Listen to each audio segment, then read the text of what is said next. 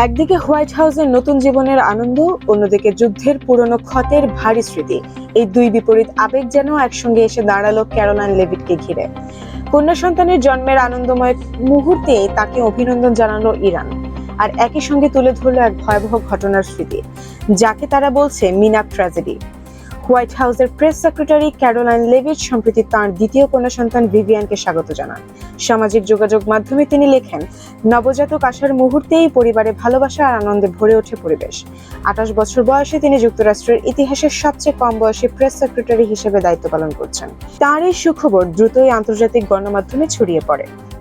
কিন্তু এই আনন্দের মুহূর্তের মধ্যেই আর্মেনিয়ায় অবস্থিত ইরানি দূতাবাস একটি অভিনব বার্তা দেয়, যেখানে অভিনন্দনের পাশাপাশি টেনে আনা হয় মিনাপ স্কুলে যুক্তরাষ্ট্রের হামলায় শিশু মৃত্যুর অভিযোগ।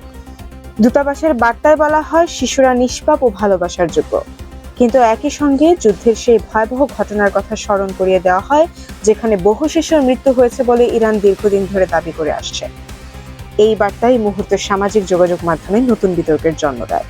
ইরানের দাবি অনুযায়ী মিনাবের একটি প্রাথমিক বিশ্ববিদ্যালয়ের হামলায় বহু শিশু নিহত হয়েছিল, যার দায় তারা যুক্তরাষ্ট্রের উপর চাপায়।